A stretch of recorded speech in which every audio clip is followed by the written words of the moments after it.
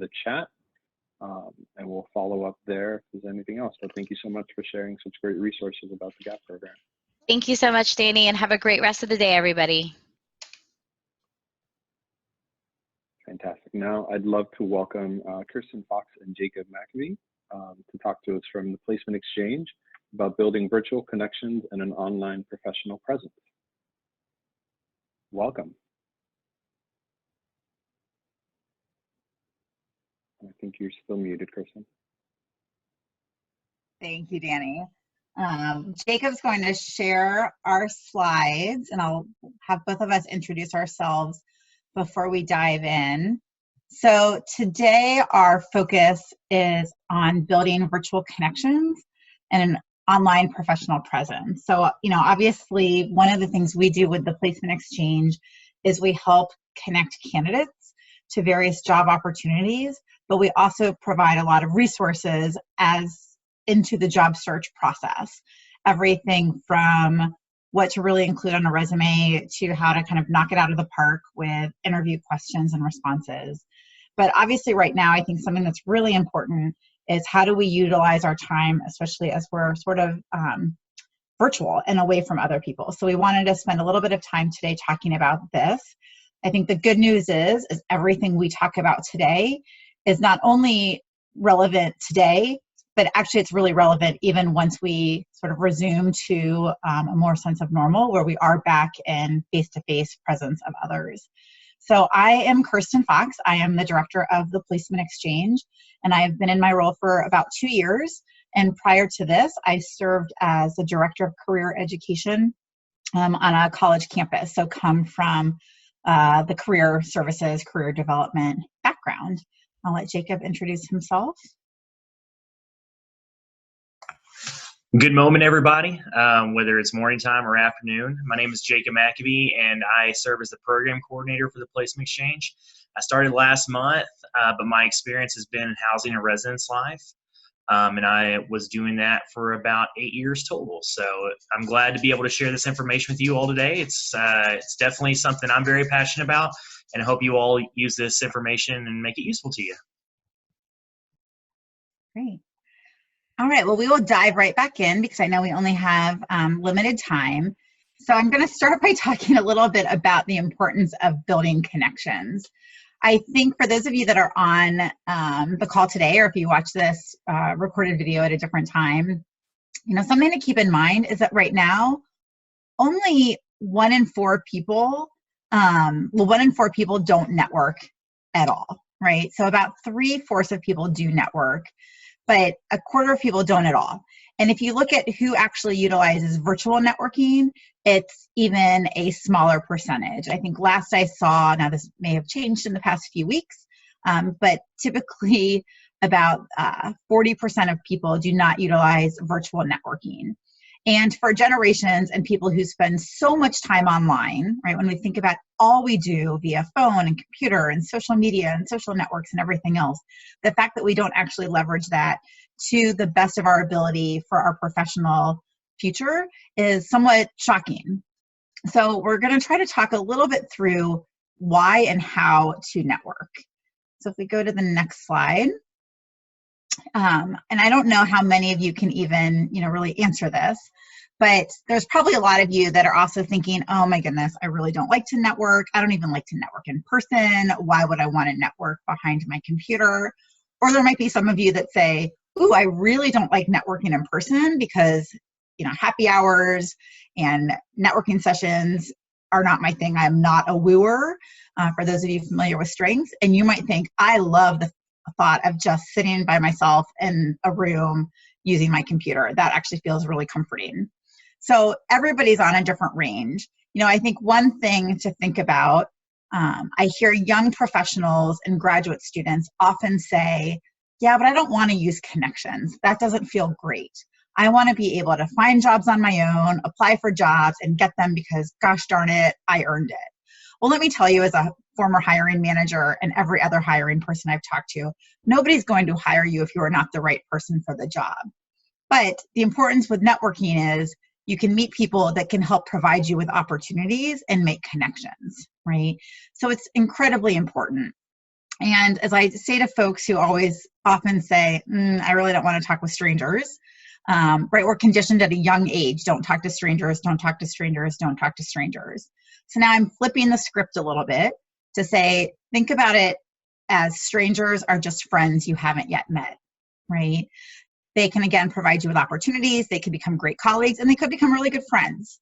So, when you think about why we do it, you don't have to be a wooer, but we do need to network for a purpose. All right, and the next slide. So a little bit more about networking. So what does networking even really mean? Most of the time, people assume it means you network up to be able to make a connection to land a job. While that is absolutely a reason that people network, it is actually not why people should network, whether it's in person or online. Networking is actually all about building relationships on a basis of trust, okay? And so I think that's why it's something that is so incredibly important. It's about cultivating relationships, but more so, it's about teaching people who you are and what kind of opportunities to send your way. Likewise, it's about you listening and helping others accomplish their goals. It's, again, a relationship building process. It's very reciprocal. So I could have, a NASPA gap, as Jordana talked about in the last session, might reach out to me because I might have some connections, but then I also become connected with that person and might be able to send other people to that NASPA gap because I know somebody is looking for a bright, energetic, hardworking grad student to fill a position. So it's really a reciprocal process. People always assume that the only reason we want to build a network is for career trajectory. And while that is definitely a benefit of networking, and one of the things we obviously promote as an organization that wants to help people find jobs and land jobs and be successful, but it's really more than just advancing your career. It's also about finding a true professional support system. And I talked about this last week if you were on, most people will not be in the same job for more than, especially early jobs, a few years at a time. And people are going to hold on to multiple jobs over the course of their lifetime, 10, 15 different positions, possibly even more. My last few jobs that I have ended up taking, I don't know that I would have even known about them if I wouldn't have already known people who were either in those organizations or who saw the opening and said, you know what, I bet this would be a job Kirsten would be interested in. And they sent it to me, right? So there's absolutely that career advancement, but it's also an opportunity to build just general connections amongst the profession for not only jobs today, but jobs 5, 10 years down the road. I referenced earlier, many people think you always network up, right? So if you're a young professional, you might think, oh, I want to go talk with a director of a department on a college campus, or I am going to network with my coworker's boss, my grad school classmate's boss, because they are in a position of authority where they can make hiring decisions. Well, yes, you can absolutely network there. It's not the only place to network, and actually some of the best places to network are amongst your peers, because they're going to be looking for opportunities and they're going to hear of opportunities that aren't suitable for them, but might be a great opportunity for you. So you want to make sure you know what other people are interested in and that you're telling your colleagues and classmates what you're interested in, not only career-wise, but maybe opportunities. Maybe it's things such as, I just listened to this webinar and learned all about the NASPA GAP program, and I'm now going to take that information and share it with somebody else because I know that's an opportunity they might be interested in, right? That's still networking. You're helping to, again, meet other people's goals. When you think, again, about who to network with, right? So kind of our peers is a really great opportunity. Don't think of only, again, people that make hiring decisions. But think about, for those of you that are in grad school or went to grad school, who are some alums from your programs? They might be people you have never interacted with before, and that's okay too. There are still people you can connect with, and they could provide an awesome perspective, right? Recent alums know what you're feeling like going through a job search or starting to build your network. those that are a little bit more seasoned can give you that many more opportunities and people to connect with. Utilize your faculty in your programs, use past faculty. There's so many different people you can network with. Don't think about it as being somebody who has a job that you want or who could hire you for a job that you want. It's just networking with anybody who might know somebody in a job or a field that you want, right? I mentioned this last week as well. I may have never worked in student conduct, for example, but I know a lot of people who worked in student conduct. So I can still be a network for somebody who wants to work in student conduct in the future, right? I can still provide some information, and then I can refer you to other people. So that's something that I just want you to think more about. When you should network, basically all the time. I know it's not always easy, but you don't want to only network when you're looking for a job, right? You want to kind of build your portfolio of connections and networks throughout your profession. So you should constantly be looking for opportunities to network, whether it's, showing up for an event like today and the NASPA conference is a great example, right? You're already looking for ways to connect to other people. Continue to take advantage of different options, virtually for now and in person when the time arises. And where should you network? Obviously, in person is one area, but today we really want to focus more on online. Jacob's going to talk more about that, but let me just go through one last kind of slide about the online networking. So when you think about virtually networking and what this might actually look like, again, utilize social media. You can't just go to people and say, hey, give me a job, right? That's not the right way to network virtually. I wish it could happen, right? I always wish I could be Oprah and just hand people out jobs instead of cars, but unfortunately that's not how it works. But you can reach out using things like LinkedIn to search for alumni, search for people that have worked at institutions that you're interested in, for people that have been in types of jobs that you're interested in, and you can send them a cold message, right? Kind of cold calling or cold emailing. You can write to them and say, hey, Jacob, I see that you went to Mississippi State for grad school. I wonder if you know my former colleague. I also see that you have a history in housing and residence life. I'm really interested in working in that field in the future.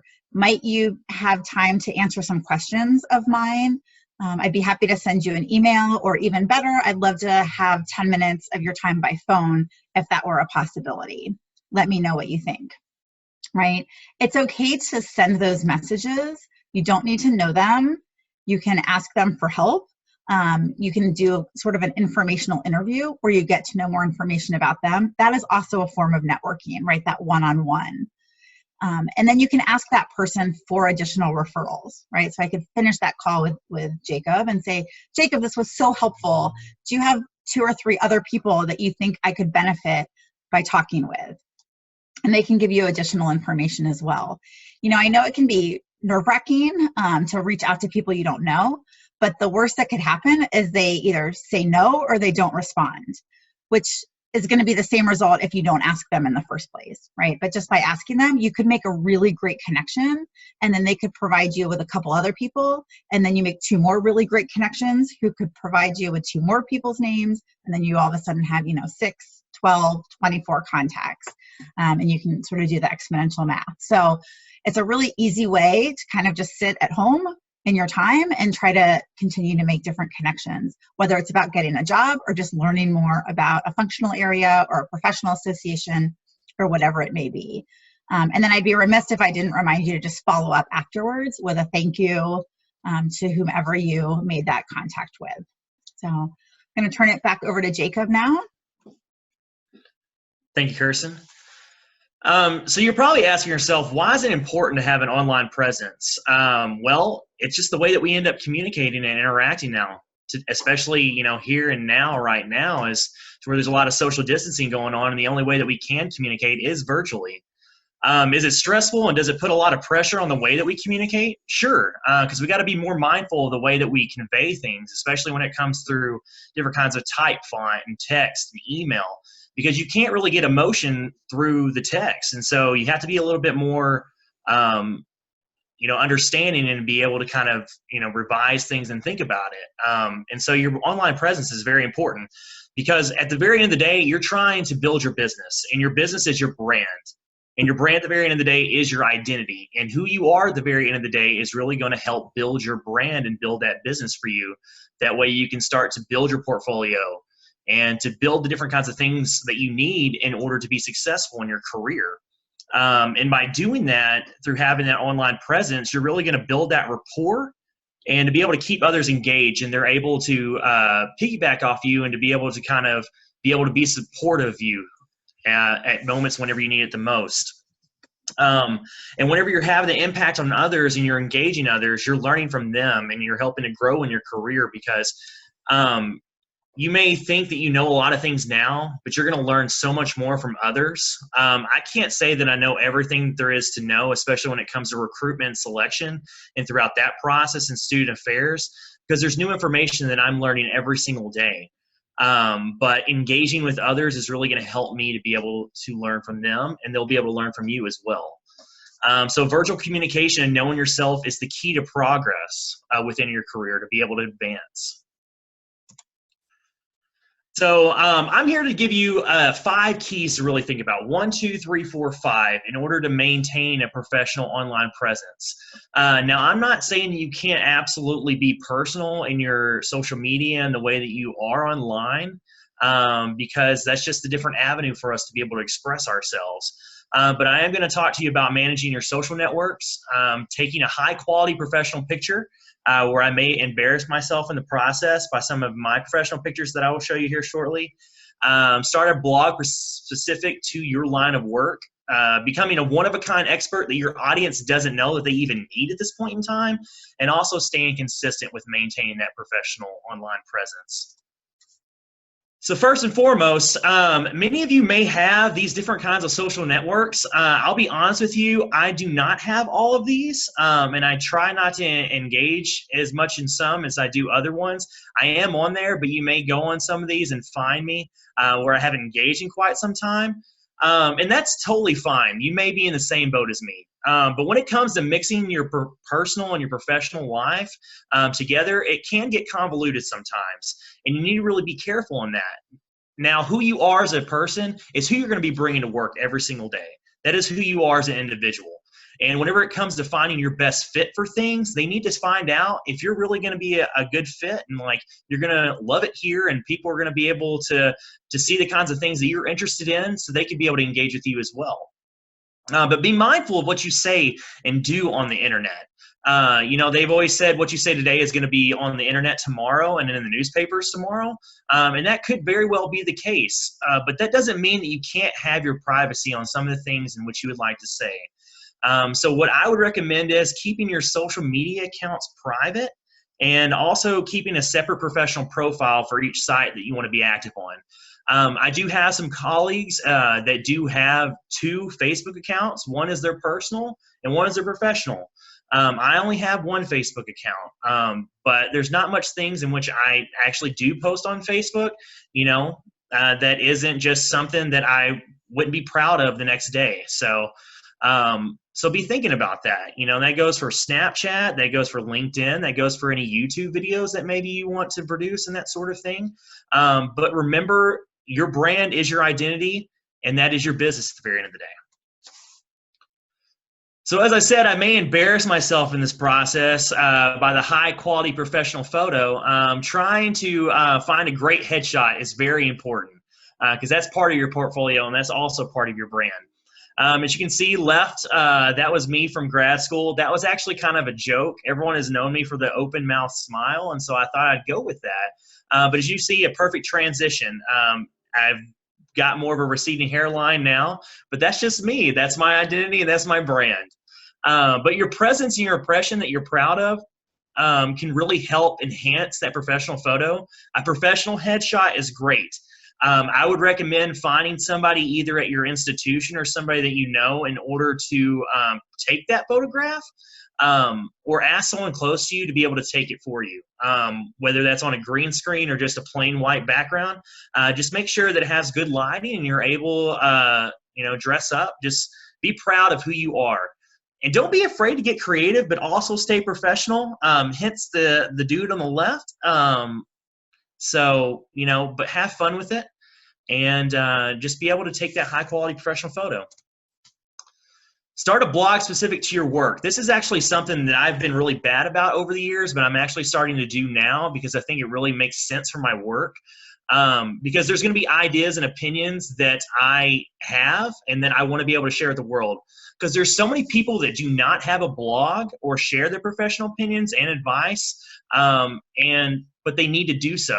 And this will differentiate yourself and show your colleagues and potential employers that you're really dedicated to what you do, and that you have a passion for what you do, especially whenever it comes to reflection, because there's a lot of processes that you're going to have to reflect upon and to be able to give your input on. And so a blog is a great way to be able to do that. Expand your limits. If you want to, and with this virtual technology in which we're really starting to dig into, especially when it comes to Zoom, do some vlogs, some video logs, and really offer some exclusive content on different kinds of social media networks to really keep your market interested, because that's going to help build your brand at the end of the day. Number 4, become a one-of-a-kind expert that people never knew they needed, because there are a number of people that do what you do, and there's a lot of competition out there, but that shouldn't stop you from staying active and sharing with your audience about what you're doing, because you, at the very end of the day, is the expert on your life. No one else has your personality. They don't have your values. They don't have your beliefs or experiences, because you are unique to you, and therefore that uniqueness is really going to help build your audience. And as you see in the word audience, you also have the word you. You can't have an audience if you're not out there providing for that audience. So really remember that. You are unique. So build connection with others. Consider what makes your story unique, but also relatable to them. That way they're able to engage with you. Find an angle that works. Position yourself as an expert in your industry and that your audience really needs. So whatever your specific focus is in regards to different kinds of avenues in which you want to go within student affairs, really build upon that and think about that. And then number 5, stay consistent. Try to have that professional headshot and that photo wherever your professional presence is living. If that's it on your Facebook, it should be also the same exact way on LinkedIn. What someone sees on one avenue, they can also see in another. So keep that same message throughout the platforms. If you have a blog or just a tweet in which you've shared within Twitter, share that same exact focus, because your audience on one social media platform may not be the same on another. And so try to really build that audience. Consistently engage on LinkedIn. Depending on where you're at in your career, you may not have time to post daily, but think of something in order to keep a journal and just tell people what you're doing, because people love to be able to see that and see your story. Even if it has to be to where on Fridays at 8 a.m. to 9 a.m., you set that time aside to really think about what you want to post on LinkedIn and post on it. So that gives you an opportunity to engage in that, because your audience is going to notice in regards to what you're posting that you're dedicated and you're active and you're really involved in the world and you're involved in your job. And if you stay consistent, you'll also stay fresh in that regard. So create some daily content. It can be a challenge to do that, to really come up with some new content. So engage your audience, engage others that are part of that media. And they'll really be able to contribute, and it'll stimulate some new ideas in your brain as well. We also want to really kind of give a shameless plug here. You can create a TPE profile where you can complete every field within your profile, give the information that you want others to know, list previous positions held. This really will provide an understanding of what your skill set is and experience in specific work areas for employers to see. Upload your resume, your cover letter, and portfolio. That way you can see if you're a potential match for employers.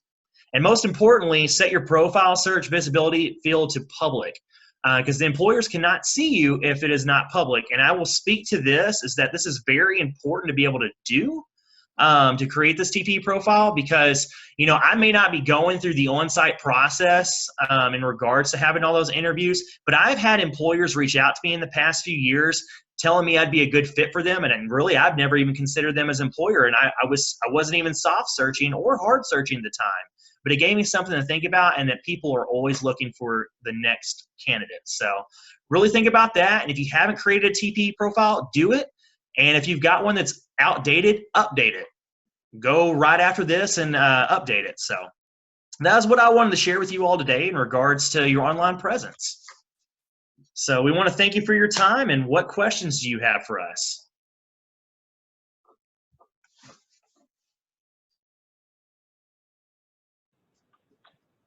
Great. Thank you both so much. If anybody has any questions, feel free to either unmute or enter the questions in the chat.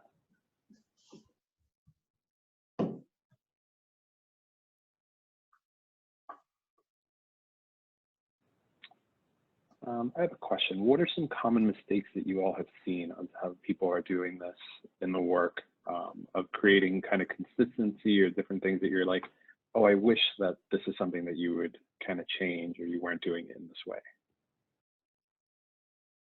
Yeah, that's a great question. And we probably both have maybe different answers coming from different perspective. I think from me as a hiring manager and a good decade plus older than Jacob, right? We're in sort of two different maybe lands of technology comfort. I think one of the things that I notice, right, most hiring managers are going, especially if you are in the process of job searching, which I'm not sure if you are or not, or will be, they will look you up on social media, right? I could also tell employers that that's not best practice and they should sort of let personal social media platforms lay, but they are going to look them up, right? And so I think just kind of knowing that is really important. And so I think with that, it's how do you use it to your advantage? You know, and I think we both kind of touched on this, but what do you retweet or what do you follow? What organizations are you following?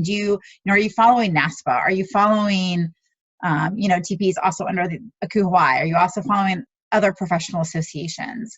I think people will look to see how sort of dedicated you are to the profession and to your past roles. And so, that's not difficult. I am probably not somebody that will post as often as Jacob, in the sense that I might not have as much comfort in that, or, I've never really been a blogger per se.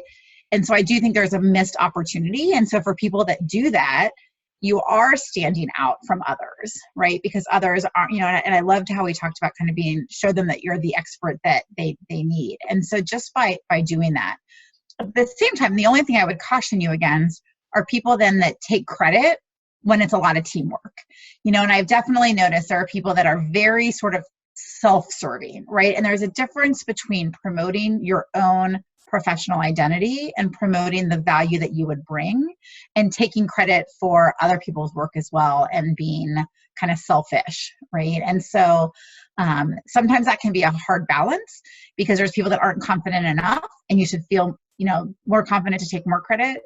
But I think that's definitely where I have also seen people take a misstep, and I'll be honest, then it might turn me off because that might not be who I want contributing to my team.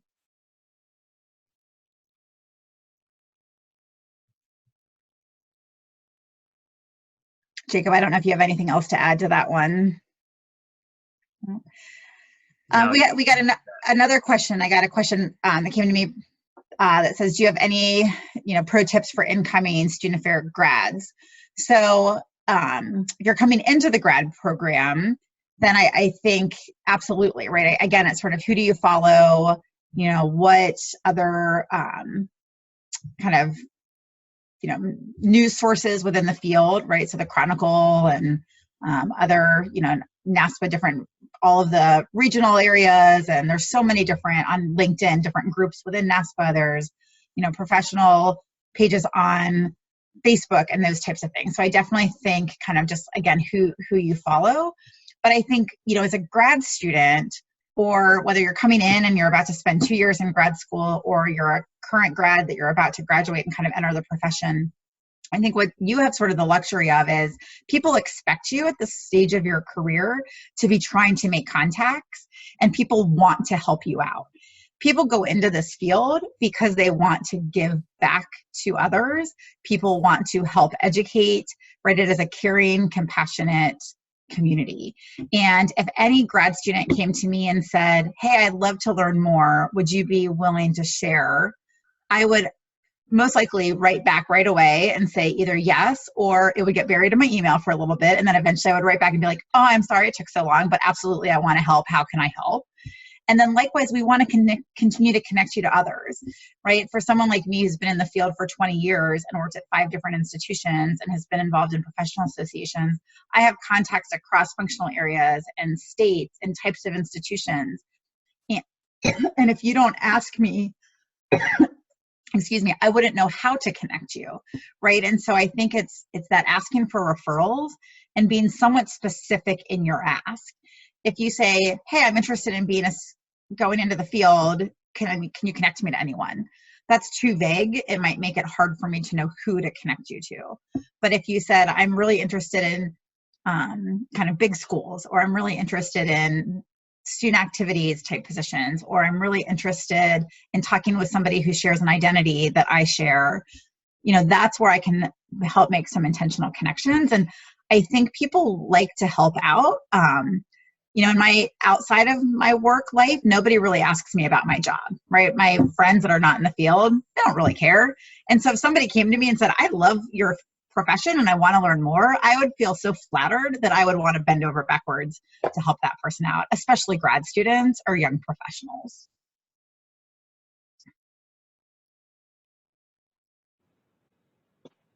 Awesome, Kirsten. Well, thank you both so much. We greatly appreciate your time with us today. If you all wouldn't mind dropping your emails, I see that they're on the screen, but just so we can keep them in the chat as well, for anybody that's interested, feel free to reach out. As they have shared, they are open to you reaching out and would love to help. So definitely reach out to these great resources that we have. Thank you so much. Enjoy the rest of your day.